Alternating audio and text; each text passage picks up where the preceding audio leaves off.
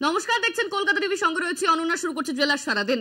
সন্দেশখালী সরবেরিয়ায় আবু তাহের মোল্লার তালাবন্ধ বাড়িতে সিবিআই। আরো বিস্ফোরক খুঁজতে এলো এনএসজির কমান্ডো বাহিনী। বিস্ফোরক খুঁজতে ঘটনাস্থলে বোম স্কোয়াডও।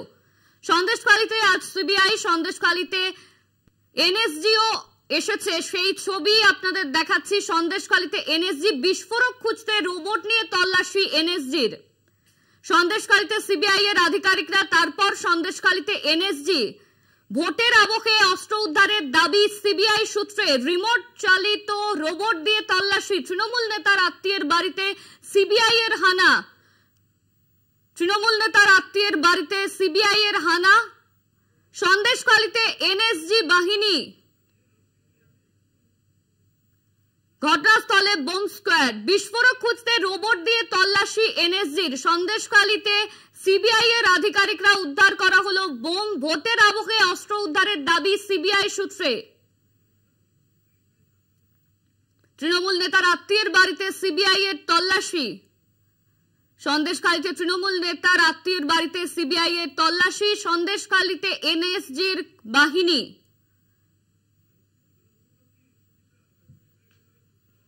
বিস্ফোরক খুঁজতে রোবট দিয়ে তল্লাশি এনএসজির।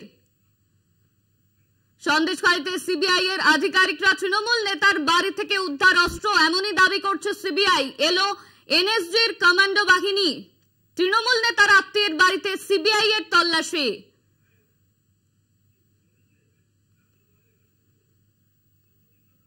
এই নিয়ে আমরা বিস্তারিত জানবো। আমাদের সঙ্গে সরাসরি রয়েছে আমাদের প্রতিনিধি সঞ্জিত চক্রবর্তী। সঞ্জিত, তৃণমূল নেতার বাড়িতে সিবিআই আধিকারিকরা, বোমা উদ্ধার হয়েছে এবং তারপর এনএসজি কমান্ডো বাহিনী সন্দেশখালীতে। এই মুহূর্তের চিত্রটা ঠিক কি? দেখো, প্রায় সকাল 11টা থেকে এখন প্রায় 6টা বাজতে যাচ্ছে। বেশ এই এত ঘন্টার পরে তুমি জানো ইতিমধ্যে সন্দেশখালীর কাণ্ড নিয়ে আদালত নির্দেশ দিয়েছে। এই সন্দেশখালীর ঘটনায় সিবিআই তদন্ত করবে। তার এই চলতি মাসে 16 এপ্রিল থেকে লাগাতার তারা কিন্তু সন্দেশখালীর ঘটনা নিয়ে একের পরে অভিযোগ। অন্যদিকে সিবিআই যে নিজস্ব পোর্টালে সেসব অভিযোগ জমা পড়েছে, অন্যদিকে তল্লাশি জারি রেখেছে। বারবার সেই ছবি দেখা গেছে।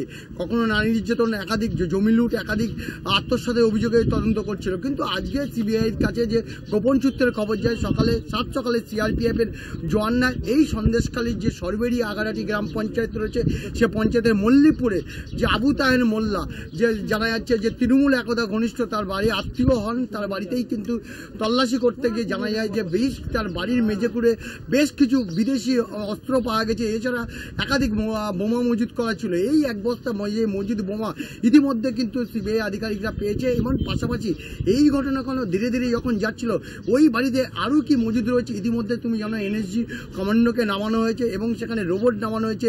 পুরো বাড়িটা তল্লাশি অর্থাৎ ঘেরাও করে রাখা হয়েছে এবং রোবট কিন্তু লাগাতার কাজ করছে। এবং এনএসজির পক্ষ থেকে একটি কন্ট্রোল রুম করা হয়েছে।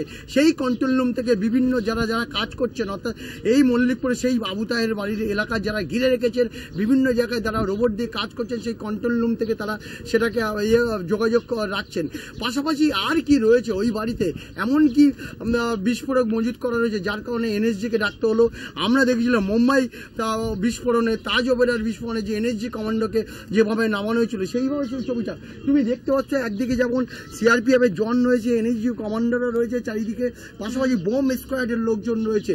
কোনো রকমভাবে যাতে ঢুকি না নিয়ে কিন্তু সেই বাড়ি একদম পুরো ঘেরাও করে রেখে দিয়েছে এবং রোবটকে কাজে লাগানো হয়েছে।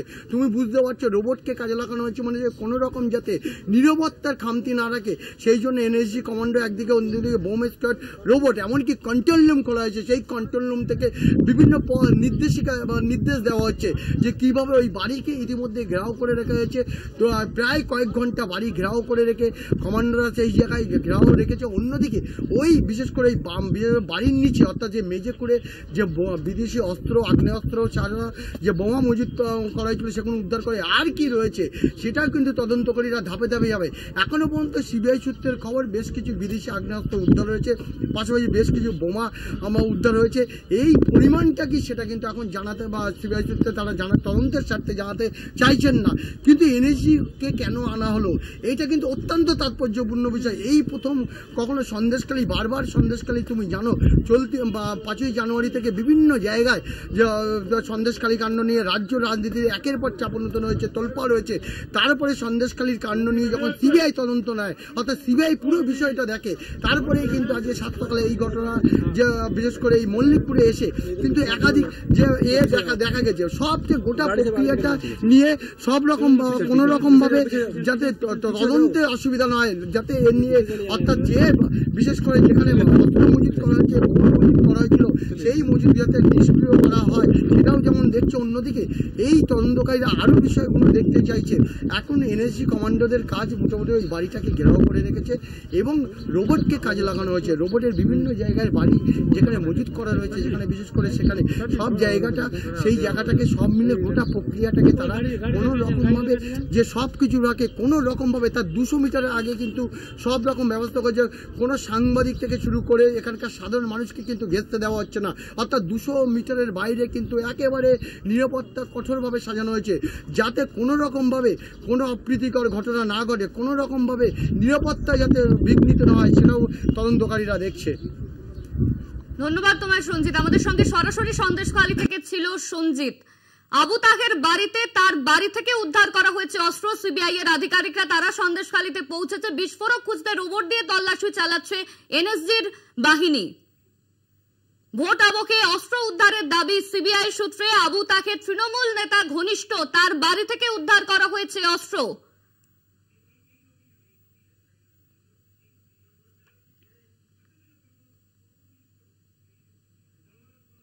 সন্দেশখালীতে এনএসজির বাহিনী আবু তাহের তৃণমূল নেতার ঘনিষ্ঠ আত্মীয়ের বাড়ি থেকে উদ্ধার হলো অস্ত্র। সিবিআই এর আধিকারিকরা তারা অস্ত্র উদ্ধার করে এবং তারপরই এনএসজির বাহিনী তারা সন্দেশখালীতে পৌঁছয়। ভোটের আবহে অস্ত্র উদ্ধার দাবি সিবিআই সূত্রে। রোবট দিয়ে চলছে এই মুহূর্তে তল্লাশি, সেই ছবি আপনারা দেখতে পাচ্ছেন। তৃণমূল নেতা আবু তাহের বাড়ি থেকে উদ্ধার অস্ত্র।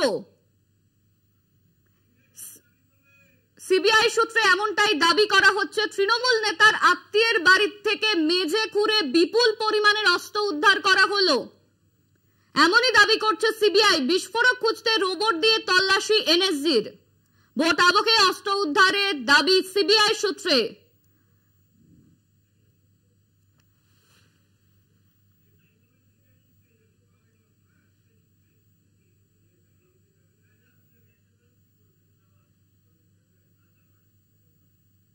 শাহজাহানের গড়ে অস্ত্র ভান্ডার। তৃণমূল নেতার আত্মীয়ের বাড়ির মেঝে খুঁড়ে বিপুল অস্ত্র উদ্ধার সিবিআই এর। আগারহাটির মল্লিকপুরে আবু তাহেরের বাড়িতে একাধিক বোমা, দেশি বিদেশি পিস্তলের খোঁজ পেল কেন্দ্রীয় তদন্তকারী সংস্থা। আরো বিস্ফোরক খুঁজতে এলো এনএসজির কমান্ডো বাহিনী। বিস্ফোরক খুঁজতে বোম স্কোয়াডের রোবট নিয়ে তল্লাশি। সন্দেশখালীতে ফের সিবিআই হানা। তৃণমূল নেতার আত্মীয়ের বাড়িতে অভিযান। বাড়ির মেঝে খুঁড়ে উদ্ধার বোমা, দেশি পিস্তল। চলতি বছরের 5ই জানুয়ারি রেশন বন্টন দুর্নীতির তদন্তে শেখ শাহজাহানের বাড়িতে হানা দেয় ইডি। সেখানে আক্রান্ত হন ইডি অফিসার এবং কেন্দ্রীয় বাহিনীর জওয়ানরা। তারপর থেকেই দফায় দফায় উত্তপ্ত হয় সন্দেশখালী। ভোটে অস্ত্র করতে কোমর বেঁধে নেমে পড়ে বিজেপি। সামাল দেওয়ার জন্য চেষ্টা করে তৃণমূল। জাতীয় রাজনীতিতেও চর্চায় উঠে আসে সন্দেশখালী। এরপর থেকে বারবার তদন্তে গিয়েছেন কেন্দ্রীয় তদন্তকারীরা। দীর্ঘ জল ঘোলার পর গ্রেপ্তার হয় সন্দেশখালীর শাহেনশাহ শেখ শাহজাহান। শুক্রবার লোকসভা ভোটের দ্বিতীয় দফার ভোটের দিনই সন্দেশখালী পৌঁছে যায় সিবিআই। সন্দেশখালীর আগারহাটি গ্রাম পঞ্চায়েতের মল্লিকপাড়া এলাকার তৃণমূলের পঞ্চায়েত সদস্য হাফিজুল খাঁয়ের ভগ্নিপতির বাড়িতে হানা দেয় কেন্দ্রীয় তদন্তকারী সংস্থার 10 সদস্যের একটি দল। আগারহাটি গ্রাম পঞ্চায়েতের মল্লিকপুরে আবু তাহেরের বাড়িতে মজুত রয়েছে বিপুল অস্ত্র। গোপন সূত্রে খবর পেয়ে কেন্দ্রীয় বাহিনী নিয়ে অভিযানে নামে সিবিআই। নিয়ে যাওয়া হয় বিশেষ স্ক্যানার, মেটাল ডিটেক্টর। মূল রাস্তা থেকে প্রায় 200 মিটার ভিতরে মাছের ভেরি বেষ্টিত বাড়িটি। বাড়িতে যাওয়ার জন্য একটি সরু ইট পাতা রাস্তা।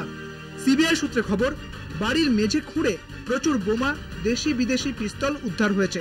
উদ্ধার হয়েছে 5mm, 9mm পিস্তল ও প্রচুর বোমা। সন্দেশখালী সরবরি আগারহাটি গ্রাম পঞ্চায়েতের মল্লিকপুরে আজ 7 সকালে হাজির হয়ে যায় সিবিআই আধিকারিকরা, সঙ্গে সিআরপিএফ এর জওয়ান নিয়ে। তাদের কাছে গোপন সূত্রে খবর যায় এখানে এক কর্মীর বাড়িতে বিশেষ করে অস্ত্র মজুত করা রয়েছে এবং সেখানে গিয়ে দেখে মাটির যে মেঝে রয়েছে সেই মেঝে খুঁড়ে বিপুল পরিমাণে অস্ত্রের হদিশ পায়। সেখানে বিদেশি অস্ত্র থেকে শুরু করে দেশি বোমা প্রায় 1 বস্তা উদ্ধার হয়েছে। বাড়ির 100 মিটারের মধ্যে সাংবাদিক সহ কাউকে ঢুকতে দেওয়া হয়নি। ভোটের দিন এই অস্ত্র ব্যবহার করার জন্যই ওখানে বিপুল অস্ত্র জমা করা হয় বলে তো বিরোধীদের। ও মায়ানমারে গেছে শক্তি যোগাতে, এখন ধরা পড়েছে, শক্তি রক্তি জুগিয়ে এনে যখন স্ট্রাকচার রেডি তখন ওকে ধরেছে। আমি তো বলেছি এর সঙ্গে সম্পূর্ণভাবে প্রশাসনের মদত আছে। এইগুলো কি অস্ত্রগুলোকে ভোটের কাজে ব্যবহার করা? অবভিয়াসলি তাই, এখানে কোনো সন্দেহের অবকাশই নেই। এখন মমতা ব্যানার্জি কোথায় গেছে? সে তো বলেছে পাহারাদার, আজকেও তো শুনলাম পাহারাদার। তাহলে এত বড় পাহারাদার থাকতে সন্দেশখালীর মতন একটা তফসিলি জাতি উপজাতি অংশের মানুষ যে এলাকায় বাস করে, সেই প্রত্যন্ত এলাকায় এত বেশি আগ্নেয়াস্ত্র, শুধু বেশি আগ্নেয়াস্ত্র না, একেবারে বিদেশি গুণমানের আগ্নেয়াস্ত্র গেল কি করে? আর সে একেবারে মাটির তলায় পুঁতে রেখেছে। রাজনৈতিক ষড়যন্ত্র, পাল্টা দাবি শাসক দলের। ভারতীয় জনতা পার্টি ভোটের আগে বাজিমাত করার জন্য এবং বাম এবং রাম মিলে একটা ক্রিয়েটেড কম্বাইন্ড কনস্পিরেসি চলছে সন্দেশখালীর মাটিতে। আপনারা জানেন দীর্ঘদিন ধরে এটা চলছে।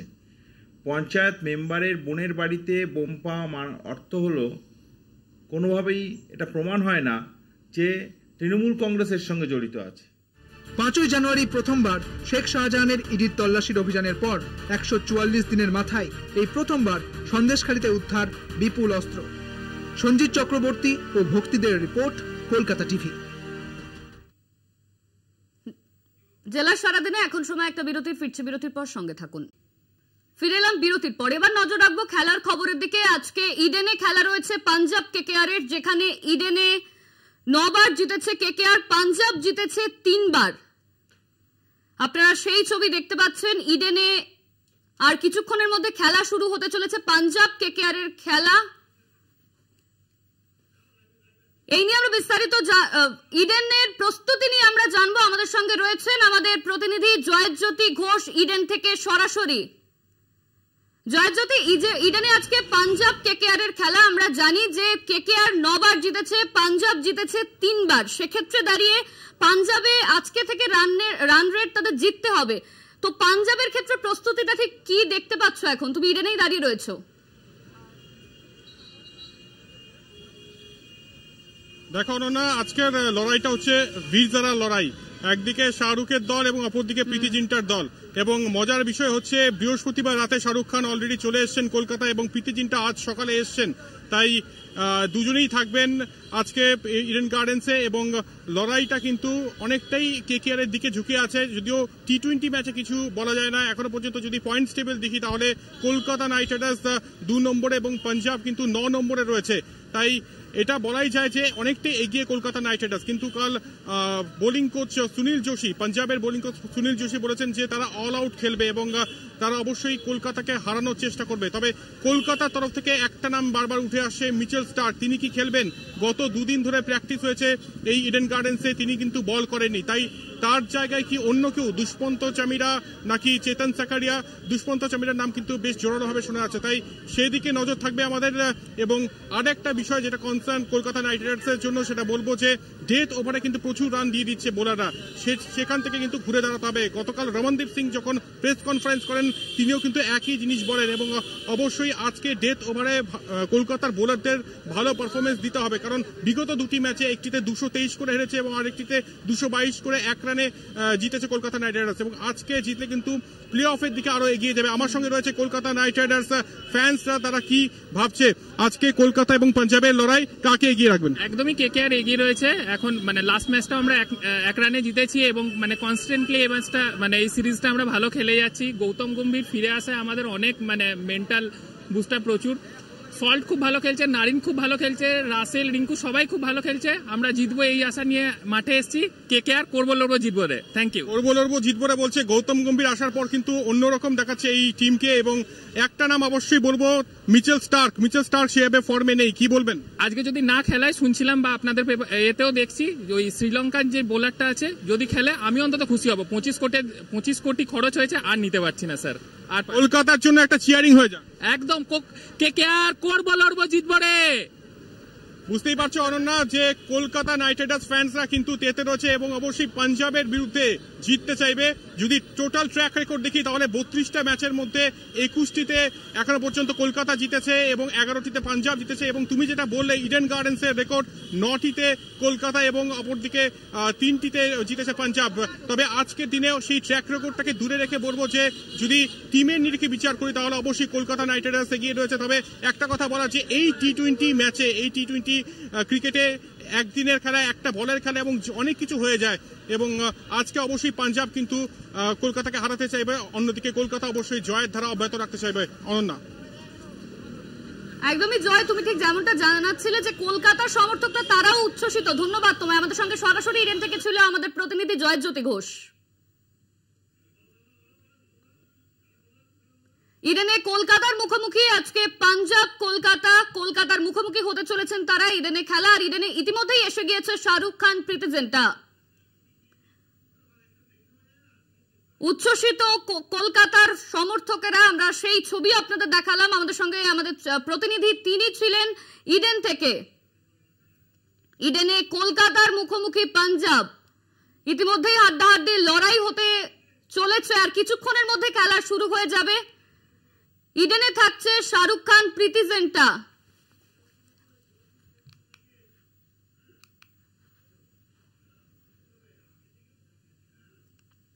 বীরভূমে বিজেপি প্রার্থী দেবাশিস ধরের মনোনয়ন বাতিল। রাজ্য সরকারের তরফে নো ডিউটি সার্টিফিকেট না দেওয়ায় বাতিল হলো প্রাক্তন আইপিএস অফিসার দেবাশিসের প্রার্থীপদ। বীরভূমের নতুন বিজেপি প্রার্থী দেবতনু ভট্টাচার্য। বীরভূমের বিজেপি প্রার্থীর মনোনয়ন বাতিল, দেবাশিস ধরের প্রার্থীপদ বাতিল।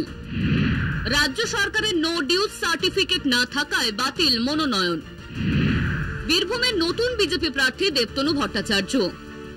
আপনার বিরুদ্ধে তো ডিপি চলছে, আপনারকে তো স্টেট গভর্নমেন্ট ক্লিয়ারেন্স দেয়নি।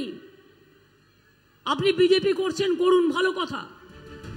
বীরভূমে দাঁড়িয়ে দেবাশিস ধরের প্রার্থীপদ নিয়ে তোপ দেখেছিলেন মমতা বন্দ্যোপাধ্যায়। রাজ্য সরকারের নো ডিউটি সার্টিফিকেট না থাকলেও কি করে প্রার্থী, প্রশ্ন তুলেছিলেন মমতা। সেই কারণেই প্রার্থীপদ বাতিল হয়ে গেল দেবাশিস ধরের। মনোনয়ন বাতিল হওয়ায় মমতাকে বিঁধেছেন প্রাক্তন আইপিএস অফিসার।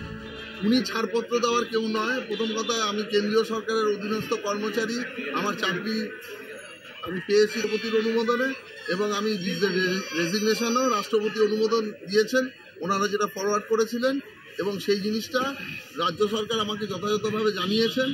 এটা সম্পূর্ণ মিথ্যা, উনি বিভ্রান্ত করছেন মানুষকে। আর 2 নম্বর কথা যে আমি অবশ্যই রেজিগনেশন অ্যাকসেপ্ট হওয়ার পরেই আমি আমার মনোনয়ন জমা দিয়েছি। আগাম বিপদের আশঙ্কা করে বিজেপির দেবতনু ভট্টাচার্যকে মনোনয়ন দাখিল করতে বলে। দলের নির্দেশে বৃহস্পতিবার মনোনয়ন দাখিল করেন দেবতনু। এটা পার্টি ডিসিশন, আমরা পার্টির সোলজার, কোনো টেকনিক্যাল বিষয় আছে হয়তো, পার্টি যেরকম বলেছে আমি সেই অনুসারে করেছি। তবে ছবিটা বদলে যায় শুক্রবার। দেবাশিসের মনোনয়ন বাতিলের পর বিজেপি অবশ্য দাবি করে বীরভূমে তাদের প্রার্থী দেবাশিসই। 9 এপ্রিল 2024 সর্বশেষ নির্দেশ এই সম্পর্কিত, সেখানে ক্যাটেগরিক্যালি বলে দেওয়া আছে নো ডিউ সার্টিফিকেট উপর ভিত্তি করে কারণ মনোনয়ন বাতিল করা যায় না। আমি আশা করব মহামান্য হাইকোর্ট এই নির্দেশই বহাল রাখবেন এবং দেবাশিস ধরই নির্বাচনে বীরভূম কেন্দ্র থেকে প্রতিদ্বন্দ্বিতা করে দিল্লি যাবেন। হাইকোর্টের রায় যদি অন্যরকম আসে, পার্টি সিদ্ধান্ত নেবে, পার্টি যাকে ক্যান্ডিডেট হিসেবে সামনে রাখবে উনি ক্যান্ডিডেট হবেন, আমাকে বললে আমি প্রত্যাহার করে নেব। জনপ্রতিনিধিত্ব আইনের 36C ধারায় দেবাশিস ধরেন মনোনয়ন বাতিলযোগ্য বলে জানিয়েছে কমিশন। দেবাশিসের দাবি সুপ্রিম কোর্টের ছাড়পত্র থাকার পরও মনোনয়ন পত্র বাতিল হয়েছে। সার্টিফিকেট যেটা কি বলে ওনারা ইসিআই থেকে ক্লারিফিকেশন নিয়েছিলেন, ওটা মানে ইয়ের জন্য ওটা টেকনিক্যাল ডিফেক্ট হিসাবে ধরছেন, ফলে ওটাও নাকি মানে এই মুহূর্তে অ্যাকসেপ্ট করা যাচ্ছে না। লিগাল কোর্সে যাব নিশ্চয়ই। বীরভূমে তৃণমূল প্রার্থী শতাব্দী রায় লড়াই হবে না বলে কিছুটা মুষড়ে পড়েছেন। কটাক্ষের সুর দেবাশিসকে বিঁধেছেন অভিনেত্রী। আর একজন ফাইল করেছে, তখন থেকেই সবাই বুঝতে পারছিল যে এটার মধ্যে কোনো ডাউট আছে ওদের, তাই জন্য আরেকজনকে ফাইল করিয়েছে। তারপরেও আমার ধারণা যে উনি, আমি মানে বিরোধী হলেও আমার খারাপ লাগছে, কারণ একটা মানুষ যখন প্রার্থী হয় তার একটা মেন্টাল প্রিপারেশন থাকে, সে লড়বে। জিতবে না জেনেও লড়বে, উনি লড়লেও আমি জিততাম, উনি যদি নাও লড়েন তাহলেও আমি জিতবো। লালমাটিতে লড়তে অনড় দেবাশিস, আদালতের দ্বারস্থ প্রাক্তন আইপিএস অফিসার। বীরভূমে কি প্রার্থীপদ ফিরে পাবেন দেবাশিস? 29 এপ্রিলের আগেই তার ফয়সালা হয়ে যাবে। বীরভূম থেকে ঋতবাস চট্টোপাধ্যায়, মনা বীরবংশী রিপোর্ট, কলকাতা টিভি। জেলার সারাদিন আজ এই পর্যন্তই। দেখতে থাকুন কলকাতা টিভি, রাত দিন 7 দিন।